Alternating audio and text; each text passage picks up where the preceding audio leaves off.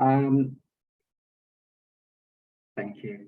So this webinar will run for about 30 minutes. And there are 4 sort of main things that we're going to cover. So before I hand over to Stuart, who I'll introduce in a minute, I'm going to briefly introduce you to the Primary Interactive Library. And then we're going to go through and talk about, with Stuart, chronological understanding in primary history lessons. And at the end of the session, there will be an opportunity for questions and answers. So if you do have any burning primary history questions for Stuart, you can put them in the chat box and we will do our best to answer them. So before I introduce Stuart, I'd like to show you his newest primary product, which is the Primary Interactive Library. If you're familiar with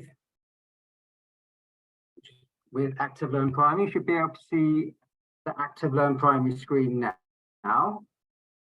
So you'll see from your tiles, you'll see here we have the Primary Interactive Library.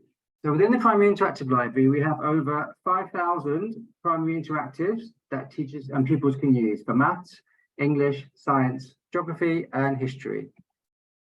These interactives have been designed specifically for primary learners, and the idea is they can be used at the front of class or they can be allocated to pupils. Once you enter the Primary Interactive Library from the tile, you will see a resources section. And one way of accessing the resources here is we have them broken down into year group and also filters.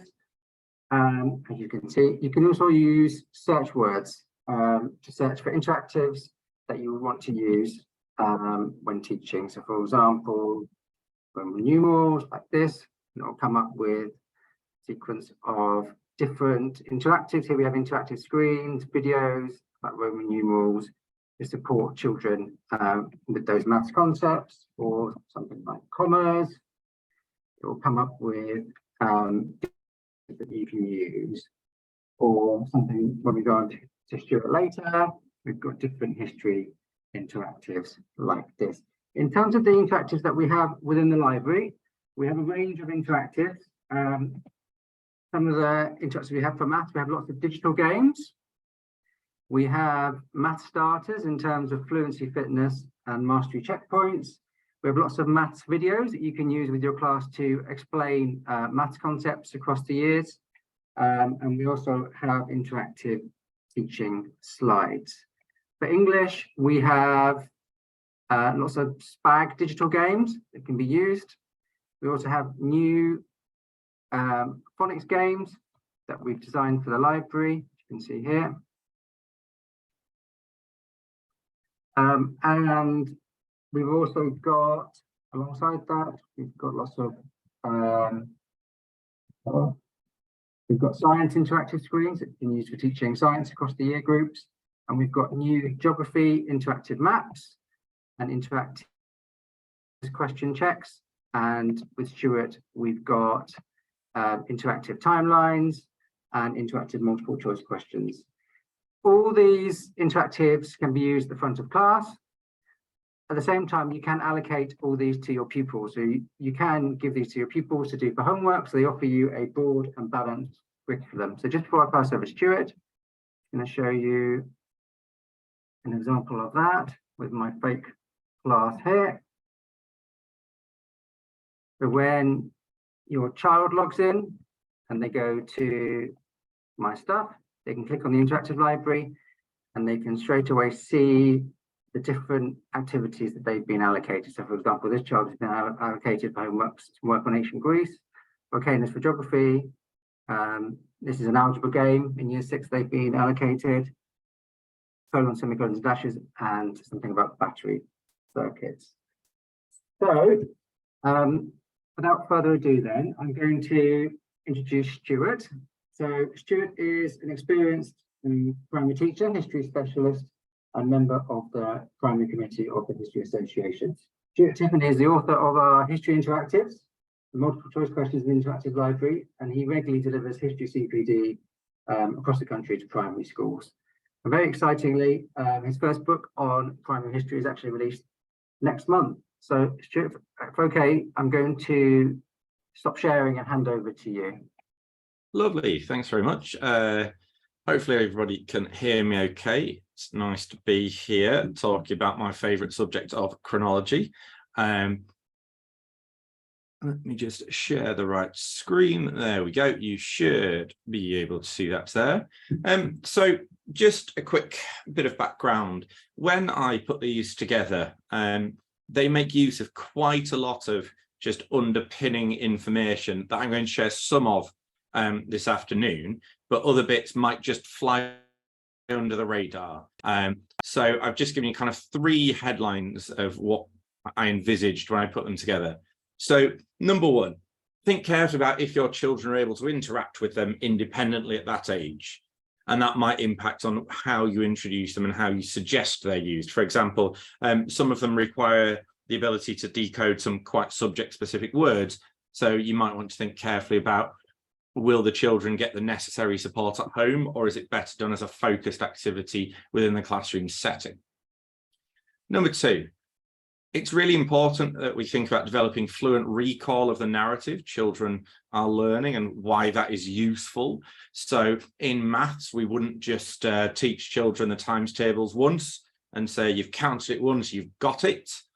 Can you imagine learning phonics by doing the sound once and saying, you've done it, cool, got it, blend it into words, great, right, moving on. History is a complicated subject, and we need to think carefully about not just snapshots and episodes, but also building fluency over time. Therefore, what I would suggest in terms of using these is just kind of repeated exposures. So as you can see from that very simple table there, first exposure, the teacher models the use as a classroom tool, set out the story to be told. One of my favorite metaphors is history has the word story in it for a reason. And it's important that we use those story structures, and children see that the events are part of a wider story. We don't have a chance to read all of it. We're just looking at a few of those chapters. Now, once you've seen it once, then we can move on to that second exposure. If the children are fluent enough to read the task, then you can set it something they can complete independently. Alternatively, you might get them to, you might do that as an active part of the lesson as well. Now, the idea of that is within that unit is to associate these events on this timeline to the actual lessons that are being taught, which is why it is the backbone of history teaching. But more than that, though, once we get onto, let's say you follow that familiar curriculum model of history focus half-term 1, geography focus half-term 2. Let's say we follow that model just to make things easier. Well, why not set that quiz in the half-term that's geography focused? Because spaced retrieval is really important. You might have heard from people who've had Ofsted inspections the importance of the idea of knowing more and remembering more. Well, let's use these and the accompanying quizzes that we're not talking about today to prioritize the retention of that sticky knowledge that these particular resources emphasize. Now, I've used differing depictions on the resource to really help the children understand certain key concepts. For example, this is toys, the Key Stage 1 classic changes within living memory. If you look really closely at the yellow and blue bar across the bottom, you'll notice it's in blocks, and that's to replicate those mathematical underpinnings.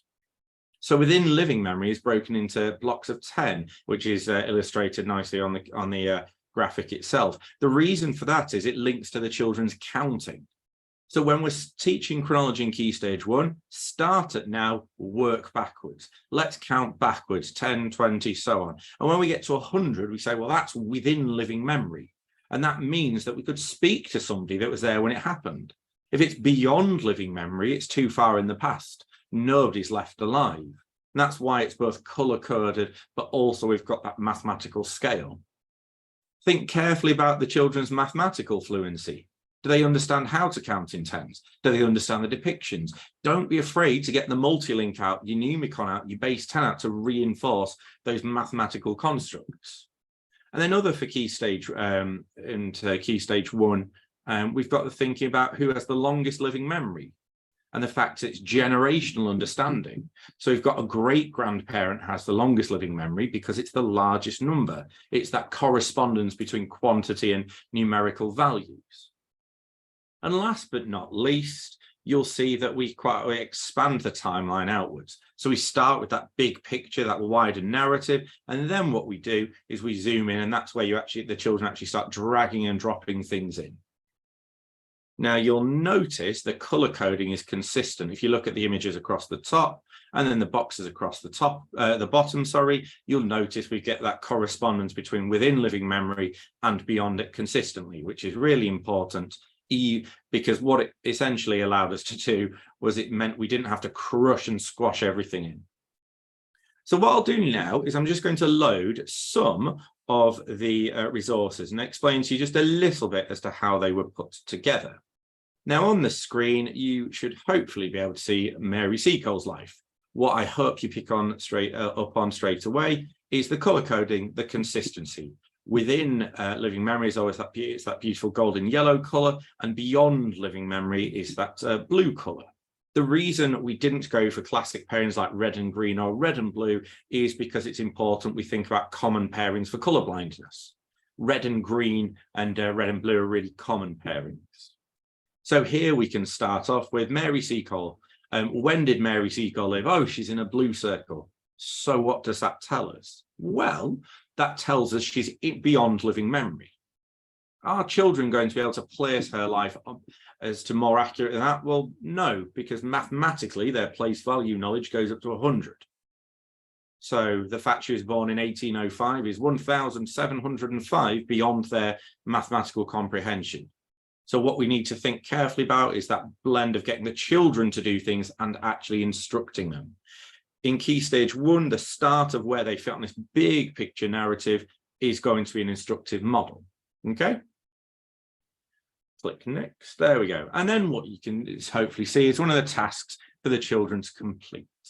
Notice the color coding corresponds to that decade again. Now, if you look across the middle, you can see that it is done in terms of her age. The reason it's done in correspondence to her age is because that age has a meaning to that child. And if we think about cognitive science, the work of people like Daniel Willingham, that importance of meaning to encode the information is really key. So all I'll do is just quickly show you how it works. So Mary Seacole is born, so that's the start of the narrative, and you just drag and it drops it. Notice we've got arrows and a bar. An arrow is always a singular point in time, and a bar represents a duration of time. Just quickly put those in. There we go. They just drag and drop in, and you can take them out if you need to. If you get close, it will put it into that place, which is rather nice for obviously fine motor control for younger children. Wonderful. I'm glad I got it all right because I wrote it. So that's what happens when it ends. So now let's take a quick look at Key Stage 2. Now, Key Stage 2 is naturally more complex because the nature of the history to be taught is indeed more complex. So on here, it looks like quite a busy depiction, but the easiest way to think about it is if you imagine it in kind of layers, because that's how it was put together. So what I would make sure you teach the children the first time they encounter the Key Stage 1 interactive and the Key Stage 2 is the absolute importance of how we read and navigate the timeline.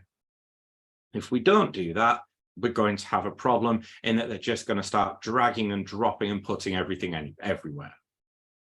So to start with, we need to introduce the children about the numerical scale. So you can see it's got an arrow. Right, why does it have an arrow? A really common misconception is the fact lots of timelines end at the end of the screen. Some children will think that it tells them, therefore, that that's when time started. That's not even close. If we actually wanted to have an accurate timeline, accurate scale for Key Stage 2 that included the start of the Paleolithic in Africa, it would need to be between 1.5 miles and 2 miles long. And I know technology has improved, but we're not quite there yet. So that's why we need arrows, need that teaching point. Then if we navigate our way along, we can see we've got the different coloured bars. If you look really carefully at the difference between the Paleolithic in yellow and the Mesolithic in the pink, you'll see they cross over. That's because they do. Quite often in depictions, you see block into block, but That's not always how it works. We're talking about progressive incremental change that takes place in different places over time. The other difficulty we have with ancient history is the fact we don't know when it happened. We just don't know. They didn't have a system of writing in prehistory. That's one of the reasons why it's called that. And if you look below, across the white circle with the box that says 1, a really common misconception is that we get this year 0. There's no such thing as year 0. It goes from 1 BCE into 1 CE. Don't see it as 101, see it as last and then first. Okay?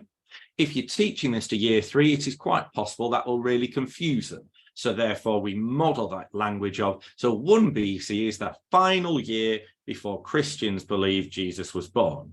1 CE is the first year after that point.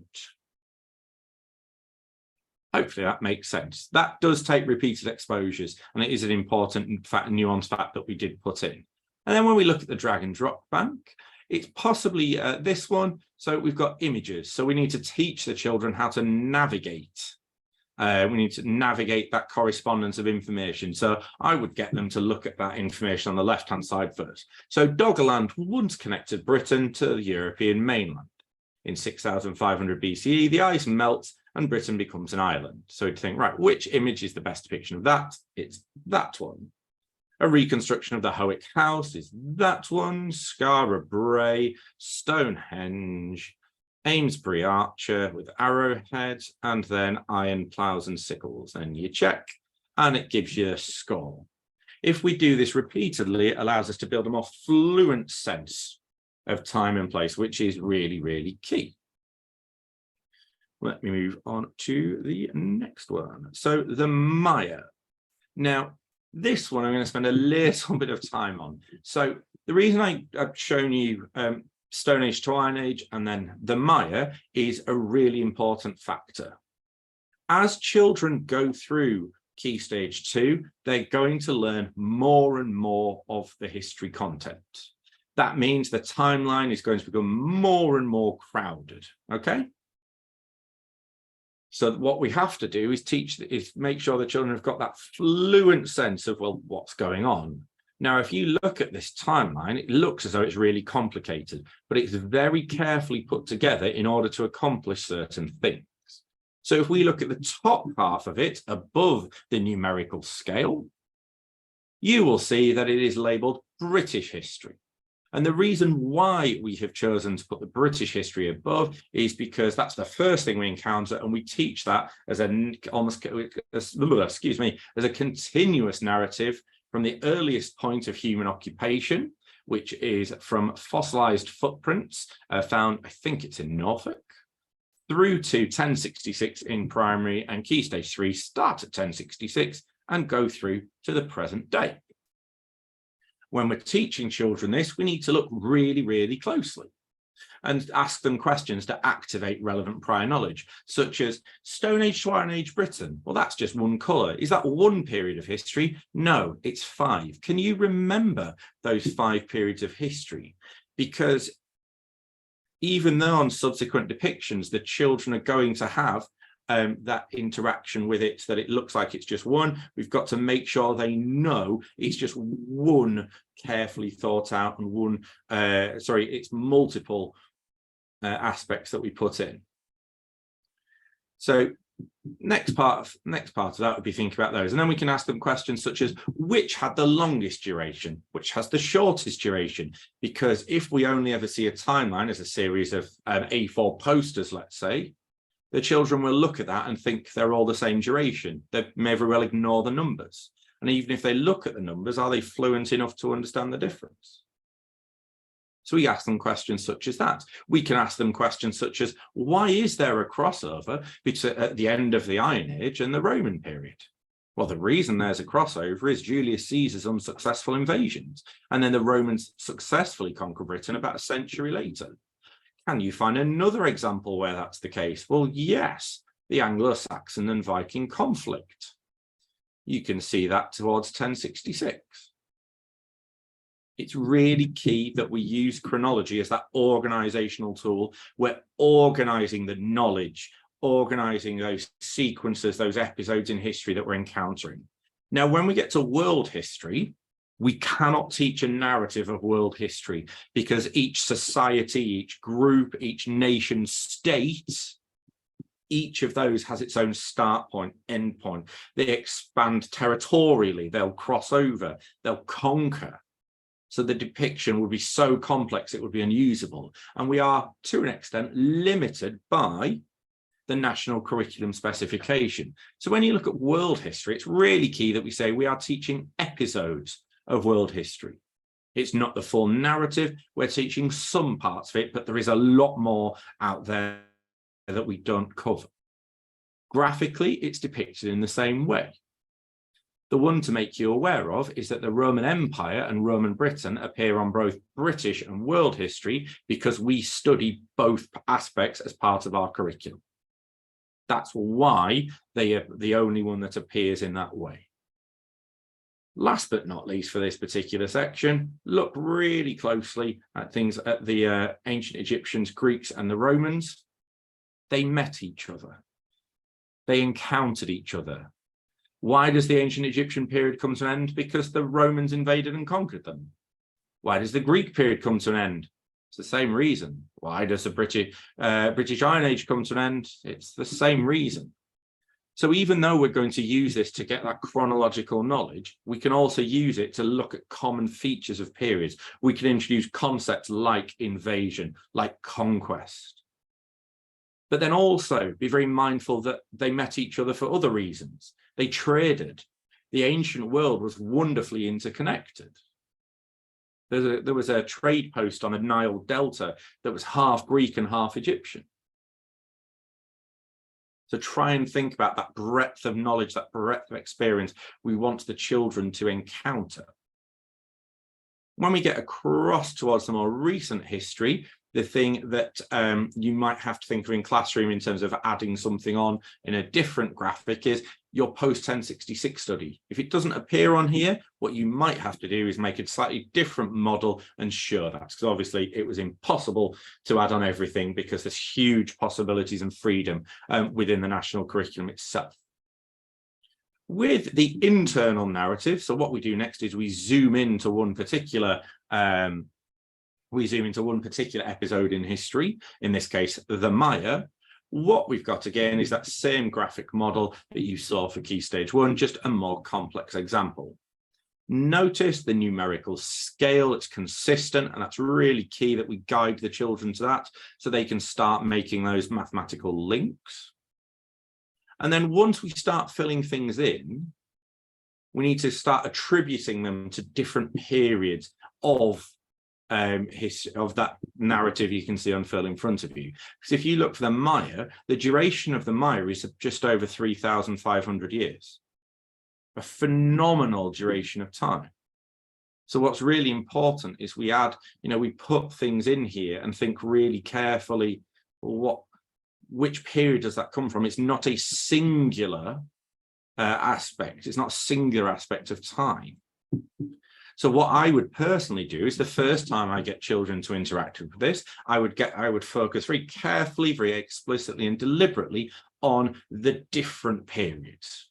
So look at the pre-classic period and say, well, that is where the Maya society develops, the civilization develops. The classic period is the one we're going to focus on most. That's when the Maya are at their absolute peak. The post-classic period is where things have changed. That's why it's a different period of time. And then you can ask them, well, why does the Maya period come to an end? Because many were conquered by the Spanish, which if you want to teach about aspects of history such as empire, you can use a timeline to drop those little droplets in that you might come back to later on.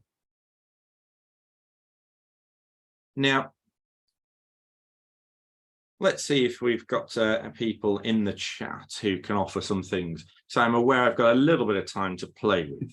So in the chat, can you think of any other periods of history that make use of agriculture as a form of their economy? Can you think of any other periods of history where we get city story being built? Because remember, the timeline is not just that sequence of events, it's that way of unlocking, and we can use that as a start point for them to expand outwards. Now, don't worry if you didn't know. In terms of the, so in terms of agriculture, agriculture is the common feature of economics until we get to the Industrial Revolution. Without agriculture, people wouldn't have enough food to stay alive. Agriculture unlocks a lot. That's why if you teach the Stone Age to Iron Age, it's often called the Neolithic Revolution. City building, you can use the idea of settlement. You might get a geography connection there. City building begins, well, they might think about the Egyptian cities, let's say, the city of Rome, their local city that was key in the Roman period in Britain, like for me, based in West Yorkshire, York, or London, or Carlisle. So don't see these in isolation, because there's more to them than that. Use these as a stimulus from which to expand outwards. That would be my kind of great suggestion with them. Now, if anybody would like me to share any of the other timelines, any of the other graphics, I am very happy to do that. If there's one you particularly want to see from the list, which will appear shortly, I've just frozen the screen share for a second. There you go. I'll show you the other ones that we do that have been constructed and are available. So I showed you, oops, there we go. So I showed you Stone Age to Iron Age. You've got the Anglo-Saxons and Scots. We've got the conflict. Ancient Egypt and the early civilizations. I'm going to go to that one actually, because there's a really common mistake. There's a really common mistake in primary history about this one. So in the national curriculum, it talks about that you need to teach an overview of where and when the earliest civilizations began and Egypt in depth. And it's really important you do both. Do have a look at that objective on the final page. So if we look at the timeline again, you'll notice that we've really focused on Egypt, okay? But do make sure the children are aware there were other early civilizations. So it's Sumer. Sumer is the Middle East. So if you're teaching early Islamic history, Sumer is the precursor to that. You've got the Shang Dynasty in China. You've got the Indus Valley in India. So do make sure they're referenced. Now, if you look here,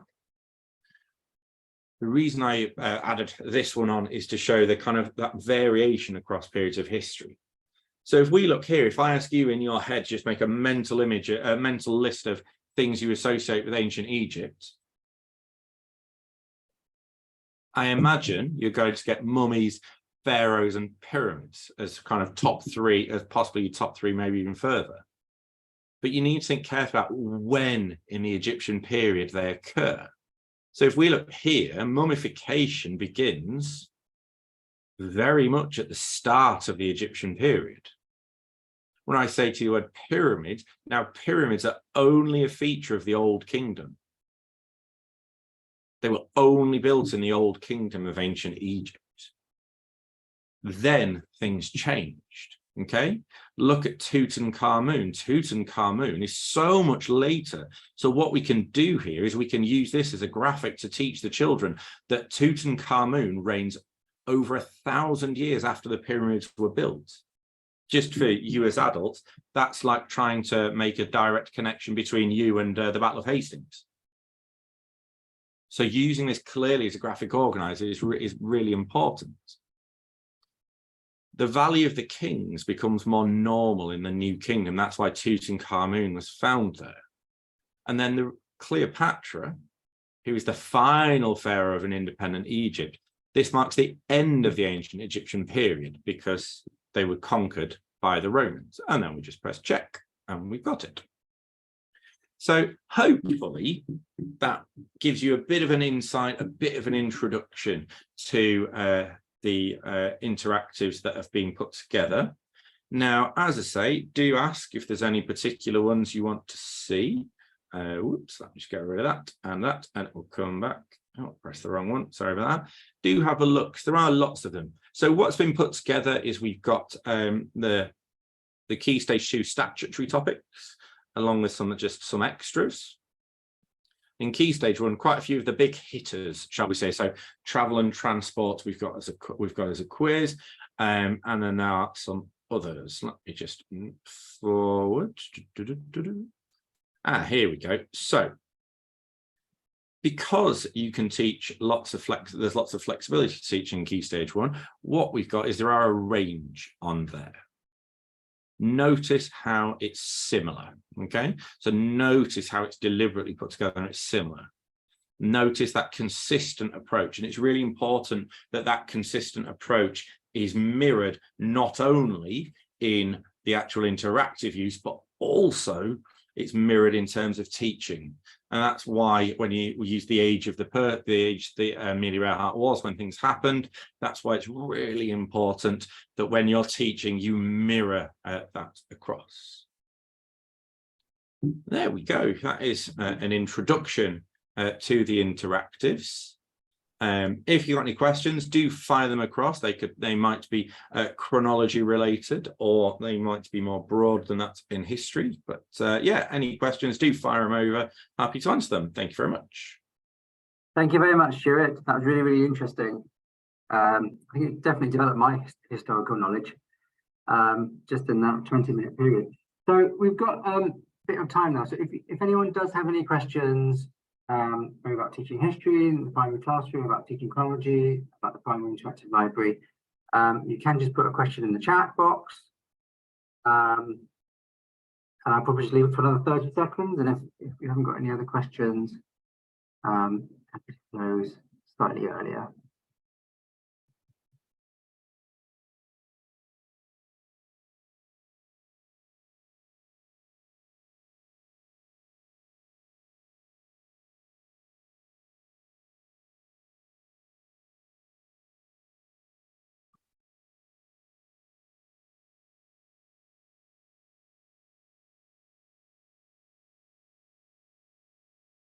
Okay, I can't currently see any questions in the chat box, but if you do have any questions, please reach out to Pearson and we can always pass them on to Stuart to get the expert's answer. Otherwise, thank you very much for your time today and for joining this webinar on the primary interactive library and chronology. Thank you, and thank you, Stuart. Thanks very much. Bye, everyone.